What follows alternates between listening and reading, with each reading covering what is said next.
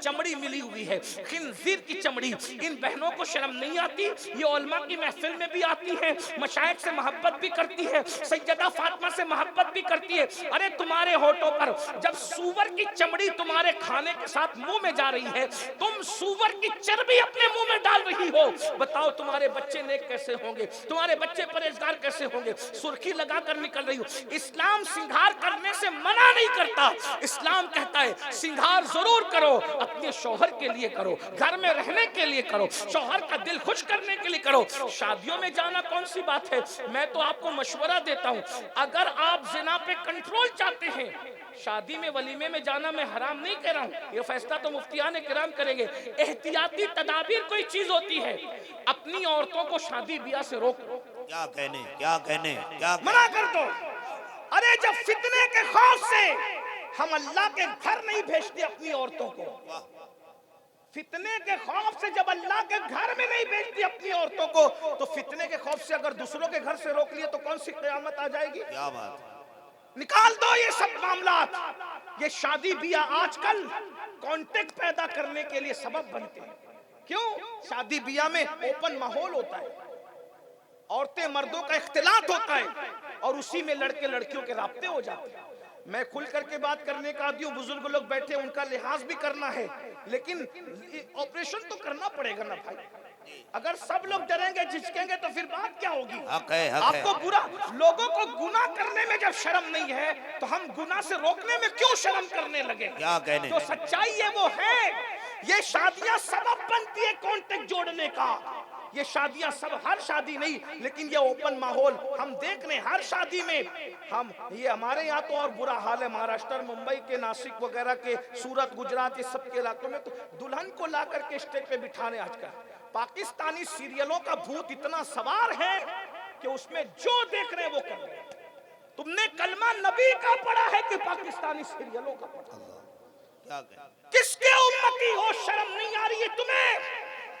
अरे सीरियल देखकर जिंदगी वो गुजारे जिसके पास रसूलुल्लाह की जिंदगी नहीं है।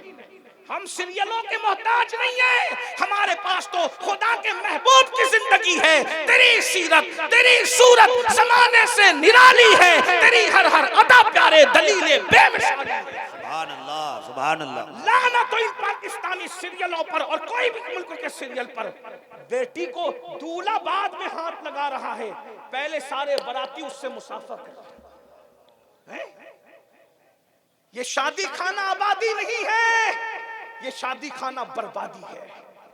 जिस शादी में दुल्हन पे पहले लानत बरसे, उस पे रहमत कब बरसे? जिसको शौहर का हाथ लगने से पहले वीडियोग्राफर का हाथ लगे, अपनी शादियों में वीडियो मंगवाते हो ना, वो वीडियोग्राफर इधर देख उधर देख, इधर हाथ कर उधर, दूल्हे का हाथ बाद में लग रहा है, पहले वो वीडियो कैमरे वाले का हाथ लग रहा है। हाय हाय क्या गैरत है? और सब शौक से, बहुत माफी के साथ, बहुत अब तो मजहबी लोगों के यहाँ भी कैमरे हैं। शर्म नहीं आई? शर्म नहीं आई? कौन से मजहबी बनते हो? बा मुसलमान, अल्लाह अल्लाह, बा रहमान, राम राम। मजहबियत सिर्फ दाढ़ी टोपी का नाम नहीं है, सिर्फ कुर्ते और जुब्बे और कमामे का नाम नहीं। मेरे आका ने फरमाया अत्तक़वा हाँ होना। मजहबी होने की पहचान तो, असल पहचान शादी और मैयत ही में होती है, वरना स्टेज पर तो सभी मजहबी बनते हैं, जलसों में तो सभी मजहबी बनते हैं। अगर किसी को चेक करना कि कितना मजहबी है, उसके बेटे की बारात देख लो। हमको उन्वान देते हो मौलाना जहेज के खिलाफ तकरीर करो, जलसे में अपनी सदारत में तकरीर करवाते हो मौलाना जहेज के खिलाफ तकरीर करो, और बेटे की बारात ले जाते हो तो पहले खुद ही बेटे का सौदा करते हो। बताएं कौन कंट्रोल करेगा? बोले नहीं मेरी बीवी नहीं मान रही है। बड़ा आया बीवी का फर्मा बरदार, सालन में नमक ज्यादा हुआ तो बीवी को 3 तमाचे लगा के चुप बिठा दिया, और बारात और शादी के मौके पे बीवी के फर्मा बरदार बन जाती हो। और मेरी अम्मी नहीं मान रही है, और मेरी बहन नहीं मान रही है, इतने फर्मा बरदार हो। आज यूपी, बिहार, बंगाल और बहुत सारे हमारे रियासतों में 30-30, 35-35 साल की बेटियां घरों में बैठी हुई है। ये तुम्हारी जालिमाना रस्मों ने, जहेज के डिमांड ने, जहेज की मांग ने उन बच्चियों को मुर्तद होने के दरवाजे तक पहुंचा दिया है। सिर्फ जलसों के अंदर दर्द भरी तकरीर करने से कंट्रोल होगा? जहेज के खिलाफ? मांग के खिलाफ उठते क्यों नहीं? क्यों अपने घर से शुरुआत नहीं करते? रसूलुल्लाह ने दावत की शुरुआत अपने घर से की थी। जलसे में सब करना चाहते हैं, ये क्यों नहीं कहते कि मैं अपने बेटे की शादी करूंगा तो एक तार नहीं लूंगा जहेज में? मांगना तो दूर की बात, अगर समझी देगा तो भी कहूंगा मैं अल्लाह से चाहता हूं, तुझसे नहीं चाहता। तूने बेटी दी है, मेरे लिए बहुत खैर है। वहां तो तुम्हें सुन्नत समझ में आती है। मौलाना जहेज सुन्नत है। मैंने कहा फर्ज तेरे हाथ में नहीं है, रोजाना 5 वक्त फर्ज छोड़ रहा है, वो तेरे हाथ में नहीं है। दाढ़ी का वाजिब तुझे सुझाई नहीं देता, यतीमों के सर पे हाथ फेरने वाली सुन्नत तुझे सुझाई नहीं देती, पेट पे पत्थर बांधने वाली सुन्नत तुझे कभी समझ में नहीं आई। ये जहेज की रकम लेना ही तुझे। और मैं कहता हूँ मुफ्तियान किराम और उलमा बैठे हुए, कोई जहेज लेना देना कुछ सुन्नत नहीं, कोई सुन्नत नहीं है। मैं अपनी गुफ्तगू का जिम्मेदार अकेला हूं, मैं सबूत के तौर पे पेश कर रहा हूं। बात को समझ में आए तो कबूल करना, नहीं समझ में आए तो छोड़ देना, कोई बहस नहीं करना। लेकिन एक बात आई तो रख दूं, कोई जहेज सुन्नत नहीं। वजह मैं उलमा की तवज्जो चाहता हूँ सबक सुनाने, अगर सही कहूँ तो तायद कर देना, नहीं तो मैं अपनी बात वापस ले लूंगा। लेकिन ये मेरे दिल का दर्द है, कोई जहेज सुन्नत नहीं है। आप कहेंगे कि फिर वो जो मौलाना रोम ने बयान किया, अल्लामा अहमद नईमी ने बयान किया, मैंने कहा वो बिल्कुल सही बयान किया, बिल्कुल सही बयान किया, हम उल्टा समझ गए। सुन लें, कोई जहेज सुन्नत नहीं। नंबर एक, आप कहते हो कि रसूलुल्लाह ने अपनी बेटी सैयदा फातिमा को जहेज दिया।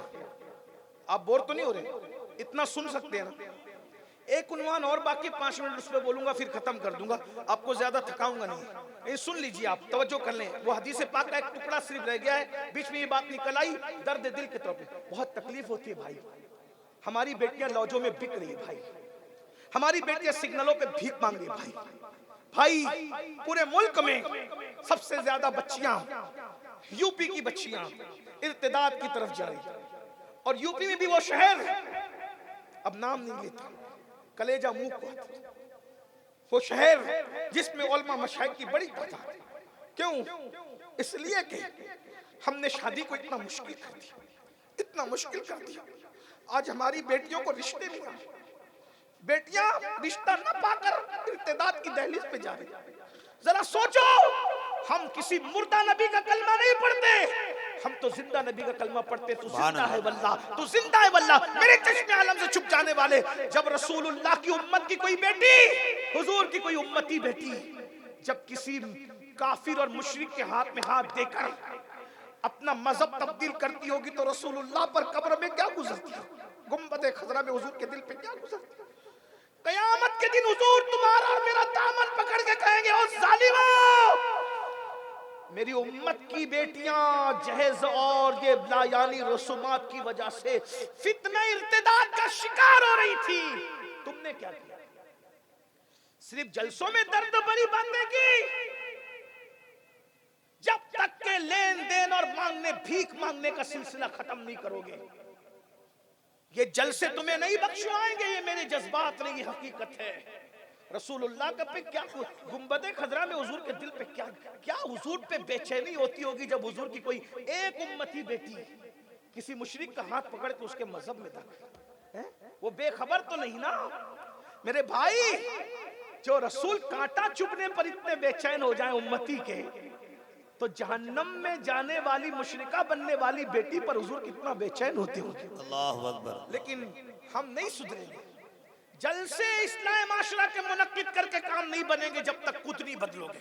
सुन लीजिए, आप लोग बात करने लग गए तो कोई बात नहीं, मैं बात पूरी कर लूं।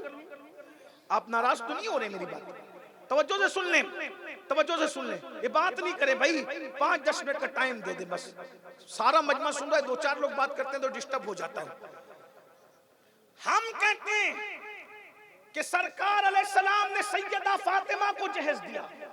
अब मैं एक सवाल करता हूं कि अगर हुजूर ने सैयदा फातिमा को जहेज दिया एक बेटी को, तो रसूलुल्लाह की एक बेटी तो नहीं थी, 4 थी। उन तीनों को कौन सा जहेज दिया, वो साबित करें। क्या बात है, क्या बात है, क्या कह? उसकी वजह यह है कि अल्लाह के रसूल अलैहिस्सलाम फरमाते हैं, एक खजूर अगर उसके 2 टुकड़े बराबर बराबर करके औलाद को नहीं दिया तो कयामत के दिन पूछा जाएगा कि औलाद में बराबरी क्यों नहीं की। जो खजूर की तकसीम में इतनी बराबरी का हुक्म देते हो, अरे जो चूमने में भी बराबरी का हुक्म देते हैं कि 2 बच्चे खड़े, इसको चूमो तो इसको भी चूम लो, इसको कुछ दिया तो इसको भी दो, बराबरी करो।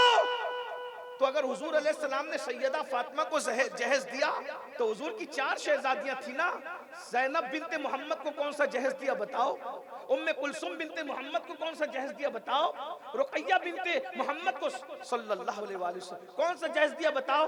ये बताना पड़ेगा, नंबर 1। नंबर 2, जिस मौला अली को हुजूर ने सैयदा फातिमा के निकाह के मौके पे जहेज दिया, वो मौला अली की तकरीबन 9 बेटियां थी। तो 9 बेटियों में मौला अली ने किस किस को जहेज दिया वो बताओ, बताओ। सिद्दीक अकबर ने अपनी कौन सी, जो सिद्दीक अकबर के सामने हुई ना सैयदा फातिमा की शादी, जब जहेज देना सुन्नत ही था तो सिद्दीक अकबर ने सैयदा आयशा को कौन सा जहेज दिया वो बताइए। यानी सुन्नत सहाबा को नहीं समझी, और ये पूरी दुनिया में ना शाम वालों को समझ रही, ना यमन वालों को समझे, सिर्फ इंडिया पाकिस्तान वालों को समझ, पूरा दिन इन्हीं को समझ रहा है। जिनको जुमा की 2 रकअत पढ़ के ऐसे भागना है जैसे स्कूल की छुट्टी होने पे बच्चे भागते हैं स्कूल के। फिर आप कहेंगे कि फिर हुआ क्या भैया, ये तो बता। तब बताता हूं। दरअसल हुजूर ने बेटी को कुछ नहीं दिया, हुजूर अलैहिस्सलाम ने दामाद को भी कुछ नहीं दिया, न बेटी को दिया ना दामाद को दिया। मौलाना रूम ने सही लिखा, मुफ्ती अहमद यार खान ने सही लिखा, हमने गलत समझा। ना बेटी को दिया ना दामाद को दिया, किसको दिया? दरअसल किस्सा ये है कि हुजूर अलैहिस्सलाम की परवरिश 10 साल की उम्र के बाद हुई थी चचा के घर में, 25 साल तक उसी घर में रहे। फिर उसके बाद जब रसूलुल्लाह की उम्र 29-30 साल की हो गई तो उनके उसी चचा के घर में बच्चे ज्यादा हो गए। तो हुजूर को ये ख्याल आया कि मेरे चचा के घर में बच्चे ज्यादा हैं तो हम उनका बोझ बांट लें। तो अपने दूसरे चचा हजरत अब्बास से कहा कि तुम्हारे भाई के बच्चे ज्यादा हैं, हम उनके बच्चे बांट लेते हैं। तो गए चचा के घर का, चचा जान हम चाहते हैं कि आपके बच्चों को अपनी गोद में ले लें, उनको पाल लें, आपका बोझ कम हो जाएगा। कभी एक काम करो, जाफर और अली को ले जाओ, बाकी मेरे पास रहने दो। अकील को और तालिब को मेरे पास रहने दो, बाकी जाफर और अली को ले जाओ। तो हजरत जाफर तैयार को ले लिया हजरत अब्बास इब्न अब्दुल मुत्तलिब ने, और मौला अली को बचपन से ले लिया मेरे नबी ने। सुभान अल्लाह। ये कुदरत का निजाम था कि महबूब अली पलेगा बचपन से तेरी गोद में, बचपन से पलेगा, बहाना होगा कसीरुल अयाली का, और मुस्तफा जाने रहमत की गोद में पलना नसीब होगा अली का मुकद्दर है। तो बचपने से मौला अली किसके घर पले? नबी के घर। खिलाया नबी ने, पिलाया नबी ने, जवान किया नबी ने। तो ये तो नबी की औलाद की हैसियत से घर में पले।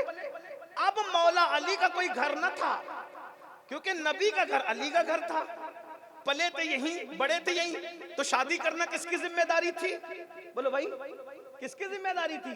जिसने पाला था उसी की जिम्मे कलम पर था, है ना। तो अब खुद का घर नहीं था तो घर दिलाना किसको था? जिसने पाला। घर में बर्तन नहीं थे तो घर के सामान का इंतजाम किसको करना था? जिसने पाला।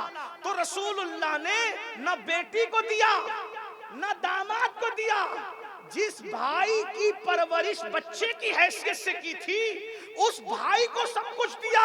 तो लोगों को यूं समझा कि जहेज दिया, जहेज दिया, जहेज दिया। मेरे भाई, अगर मौला अली का निकाह सैयदा फातिमा के साथ ना भी होता तो भी नबी देते। क्यों देते? क्योंकि पाला उन्होंने ना, बड़ा किया उन्होंने ना, बुलंद किया उन्होंने ना। तो ये है, नबी ने ना दामाद को दिया ना बेटी को दिया। नबी ने किसको दिया? बोलो भाई, किसको दिया? भाई को दिया। तो अगर तुम भी भाई को देते हो तो हम तुम्हें सलाम करने के लिए तैयार हैं। ये जहेज जहेज जहेज की बात खत्म करो। और अगर बिल फर्ज कोई साबित कर ही ले जाए, मैं जिद नहीं करता, अगर आप जैद साबित भी कर लें तो जितना नबी से जहेज मांगा तो नहीं गया था ना, नबी ने तो जहेज अता किया। तो मेरे भाइयों, इन बच्चियों का ख्याल करना हमारे जिम्मे पर है। मेरे आका सल्लल्लाहु अलैहि वसल्लम ने फरमाया, पाखाने की बदबू आ रही थी उनके जिस्म से, वो गलाजत को चाट रहे थे जो दुनिया के अंदर जिना करते हैं। मेरे भाइयों, अल्लाह के रसूल अलैहिस्सलाम ने फरमाया, गंदगी में भरा हुआ सूअर अपनी गोद में लेने से बदतर है कि किसी औरत का कंधा तुम्हारे कंधे से मस हो जाए। औरतों से दूर रहो। आका फरमाते हैं, जहां एक मर्द एक औरत अकेले रहते हैं वहां तीसरा शैतान रहता है। इसलिए कभी किसी औरत से दोस्ती न करो, अजनबी औरतों से दोस्ती न करो, उनको न देखो, इसलिए कि उनको देखना शैतान के जहरीले तीरों में से एक तीर है। और एक बात ये भी याद रखना, हजरत इब्ने हजर हैतमी रहमतुल्लाह अलैह फरमाते हैं, अगर तुम चाहते हो कि तुम्हारे घर की औरतें पाक दामन रहे तो तुम दूसरों की औरतों को पाक दामन रखो, तुम्हारे घर की औरतें भी पाक दामन रहेगी। और अगर तुमने किसी के साथ जिना किया, तुमने किसी की बेटी से जिना किया तो तुम्हारी बेटी से भी जिना हो जाएगा,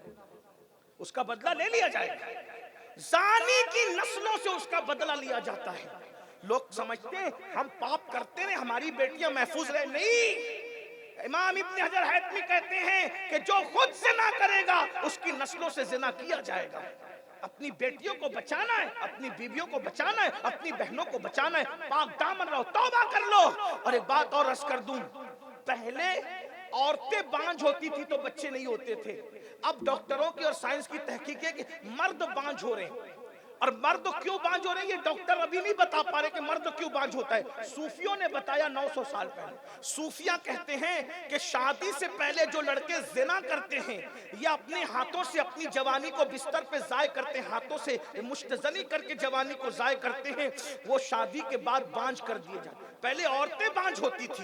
ये हंसने की बात नहीं है, ये तो किसी फकीर के दिल का दर्द है जो आज जिना करते हैं। अल्लाह अकबर। सरकार गरीब नवाज फरमाते हैं कि रिवायत में आता है कि जो जिना करने के बाद गुस्ल करता है, हर कतरे के बदले में 1 साल का गुना उसके नामे अमाल में लिखा जाता है। और बुजुर्गों ने फरमाया, जानी अगर 7 समुंदरों के पानी से गुस्ल कर ले तो भी उसके दिल पर जो जिना का धब्बा लगा है उसको दुनिया की कोई ताकत धुल नहीं सकती। मेरे भाइयों, तौबा कर लो, बर्बादी से बच जाओगे। और आखिरी बात के तौर पे, ये उन्वान बड़ा तवील सा है। अल्लाह के रसूल अलैहि सलाम फरमाते हैं, हम और आगे बढ़े तो हमने क्या देखा कि जहन्नम के अंदर एक बहुत बड़ी चट्टान है। उस चट्टान को एक बंदे के सर पे मारा जा रहा है। और जब उसके सर पे मारा जा रहा है, जैसी चट्टान उसके सर पे मारी जाती है उसका सर रेजा रेजा हो जाता है। बुजुर्गों ने फरमाया, जैसे चने पर हथौड़ा मारा जाए तो चना कैसे पिस जाएगा, वैसे वो पत्थर चट्टान उसके सर पे मारी जाती है तो सर रेजा रेजा हो जाता है। जिब्रील से पूछा, ऐ जिब्रील ये कौन है? जिब्रील अमीन ने इसकी, या रसूल अल्लाह, ये आपकी उम्मत के वो लोग हैं जो नमाज नहीं पढ़ा करते, नमाज नहीं पढ़ते थे। आज 95% लोग नमाज नहीं। हाथ मत उठाना, हाथ मत उठाना। हुजूर की उम्मतियों को जलील करना मकसूद नहीं, लेकिन रात भर जलसे में बिठाओगे तो बैठे रहोगे, लेकिन 10 मिनट नमाज नहीं पढ़। मगरिब कितने लोगों ने पढ़ी? बस। इशा कितनों ने पढ़ी? फजर कितने जाके पढ़ेंगे? नहीं। मेरे भाई, करोड़ों जलसे एक पल्ले में रखे जाएं और एक वक्त की नमाज एक पल्ले में रखा जाए। करोड़ों जलसे एक वक्त की नमाज का मुकाबला नहीं कर सकते। हक है, हक है। ख्वाजा नसीरुद्दीन चिराग दहलवी कहते हैं, 70 साल गार में बैठकर इबादत करना एक तरफ और फजर की 2 रकात सुन्नत पढ़ना एक तरफ। जब फजर की 2 रकात सुन्नत की बरकतें ये है तो फर्ज की बरकत क्या होगी। आज हम मस्जिदों से दूर हैं, अपने मसाइल का हल ना जलसों में, ना कॉन्फ्रेंसों में, ना सियासी लीडरों की तकरीरों में है। अपने मसाइल का हल कल भी अल्लाह की बारगाह में था, आज भी अल्लाह की बारगाह में है।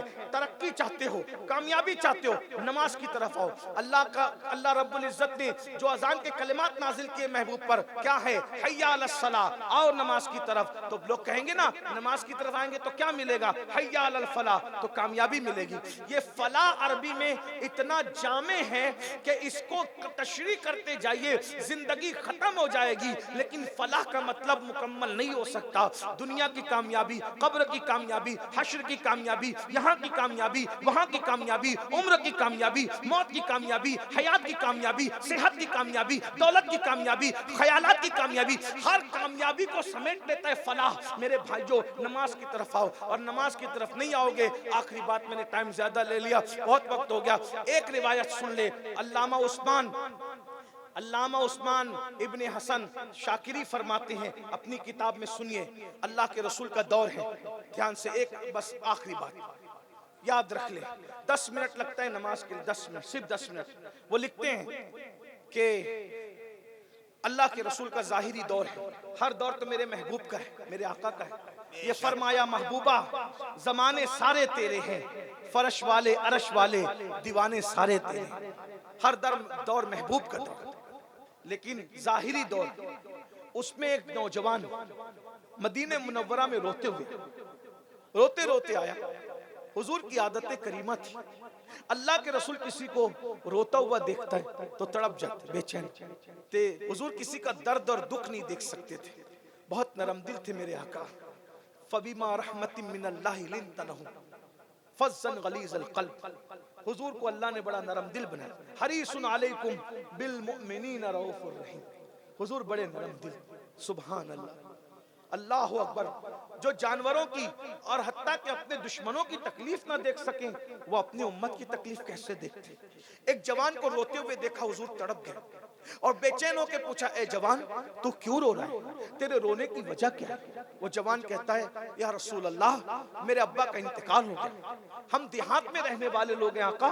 ध्यान से सुनना, मेरी गुफ्तगू के इख्तितामी लम्हात हैं, बस इसी पे बात पूरी हो जाएगी। कुछ याद रहे ना याद रहे, इसको याद कर लेना। वो जवान कहता है, या रसूल अल्लाह सल्लल्लाहु अलैहि वसल्लम, मेरे माँ बाप आप पे कुर्बान, हुजूर हम देहात के रहने वाले लोग हैं, मेरे अब्बा का इंतकाल हो गया। अब्बा का इंतकाल हो गया, ना कोई नहलाने वाला है, ना कोई गुस्ल देने वाला है, ना कफन पहनाने वाला है, ना कोई कब्र में उतारने वाला है, ना कोई जनाजा पढ़ने वाला है। या रसूल अल्लाह, अब मैं क्या करूं? मेरे आका ने मजमे पे नजर दौड़ाई, सैयदना सिद्दीक अकबर और सैयदना फारूक आजम से कहा, अबू बकर उमर, जाओ इसके गांव में जाओ और जाकर इसके बाप को गुस्ल दो, कफन पहनाओ और जनाजा पढ़ो, दफन कर दो। ये दोनों बुजुर्ग गए। जब गए तो जैसे उसके बाप को नहलाने के लिए कपड़ा हटाया मैयत से, तो क्या देखा कि उस जवान के बाप का चेहरा काले सूअर की तरह हो गया, काले खिंजीर की तरह। बोलो माज़ अल्लाह, सब मिल के बोलो माज़ अल्लाह की पनाह। हम अल्लाह की पनाह चाहते हैं। मेरे भाई, जीते जी कितने भी जतन कर लो, लेकिन मरने के बाद आमाल की वजह से चेहरे बदलते हैं। ये तो रसूलुल्लाह की निस्बत का असर है कि दुनिया में नहीं बदलते, लेकिन कब्र में तो बदलेंगे, हश्र में तो बदलेंगे। अल्लाह से दुआ करो, अल्लाह हमारे आमाल बेहतर रखे, अल्लाह हमसे नाराज ना हो, उसका महबूब नाराज ना हो। मेरे भाइयों, दिल के कानों रसूलुल्लाह के दौर का इंसान है, उसका चेहरा काले सूअर की तरह हो गया, काले खिंजीर की तरह हो गया। सिद्दीक अकबर, फारूक आजम दोनों रोने लगे और रोते रोते उन्होंने एक कासिद भेजा, या रसूल अल्लाह, इसका चेहरा तो सूअर की तरह हो गया, इसका चेहरा तो काले खिंजीर की तरह हो गया, इसको कैसे नहलाएं, इसको कैसे कफन पहनाएं, इसका जनाजा हम कैसे पढ़ें। जब रसूलुल्लाह सल्लल्लाहु अलैहि वसल्लम तक ये बात पहुंची तो मेरे आका खुद सहाबा को साथ में लेकर आए, इबरत वाला मंजर देखे और सहाबा को दिखाएं। जैसे हुजूर अकरम सल्लल्लाहु अलैहि वसल्लम तशरीफ लाए, आका अलैहिस्सलाम ने उसकी मैयत से चादर हटाई, चेहरे को देखा, काले सूअर की तरह था। हुजूर भी रो रहे हैं, सहाबा भी रो रहे हैं। फिर मेरे आका ने दुआ की,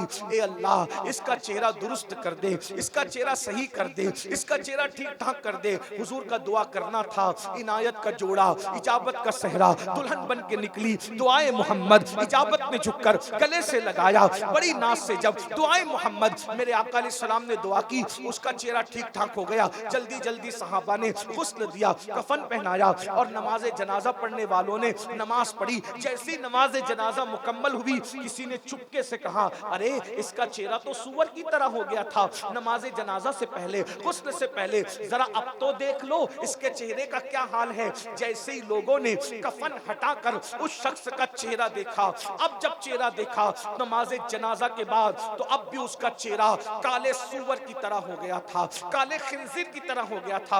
हुजूर की दुआ से पहले ठीक हो गया, गुस्ल के बाद, कफन के बाद, नमाज जनाजा के बाद उसका चेहरा फिर से काले सूअर की तरह हो गया। फिर सहाबा रो पड़े और सहाबा किराम ने पूछा, या रसूल अल्लाह सल्लल्लाहु अलैहि वसल्लम, हमारे माँ बाप आप पर कुर्बान, मेरे आका, इसका चेहरा बार बार काले सूअर की तरह क्यों होता है, काले खिंजीर की तरह क्यों होता है? उस वक्त मेरे आका ने उसके बेटे को बुलाया और बेटे को बुला करके फरमाया, ऐ जवान ये बता, मेरा अल्लाह किसी पे जुल्म नहीं करता, मेरा रब किसी पे जुल्म नहीं करता, बता तेरा बाप क्या करता था कि बार बार इसका चेहरा सूअर की तरह हो रहा है, और वो भी काले खिंजीर की तरह, काले सूअर की तरह हो रहा है।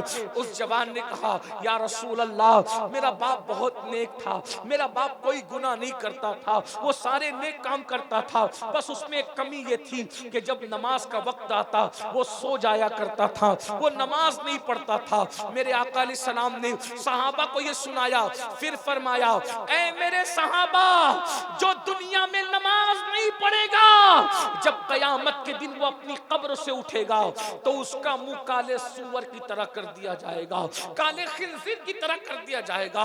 ऐ गौसे आजम के जलसे में आने वालों, मेरे भाइयों, मेरी बहनों, बताओ, हमारे चेहरे पे फुंसी निकल आती है, हम शादी में नहीं जाते, चेहरे पे फुंसी निकल आए, हम दोस्तों की महफिल में नहीं जाते, चेहरे पे फुंसी निकल आए, हमें शर्म आती है, और अल्लाह न करे, हजार बार न करे, कयामत तक हमारी नस्लों में अल्लाह अपने महबूब का वास्ता, अपने महबूब के महबूबों का वास्ता, किसी को कभी बर्स ना हो, सफेद दाग ना हो, लेकिन अगर सफेद दाग किसी के मुंह पे हो जाए, उसका जीना मौत से बदतर हो जाता है। हालांकि कोई बुरी बात नहीं, बीमारी अल्लाह किसी को भी दे सकता है, और बीमारी पे सब्र करने पे जन्नत है, लेकिन अगर चेहरे पे सफेद दाग आ जाए, इंसान शर्म के मारे लोगों के दरमियान बैठना बंद कर देता है, आना जाना बंद कर देता है। अब मैं पूछता हूँ भाइयों, मेरी बहनों, मेरे भाइयों, बताओ, सफेद दाग आ जाए हमें इतनी शर्म आती है, अगर फुंसी निकल आए इतनी शर्म आती है, बताओ, अपने जैसे इंसानों के सामने सफेद दाग लेकर नहीं जा सकते, अपने जैसे इंसानों के सामने फुंसी लेकर नहीं जा सकते।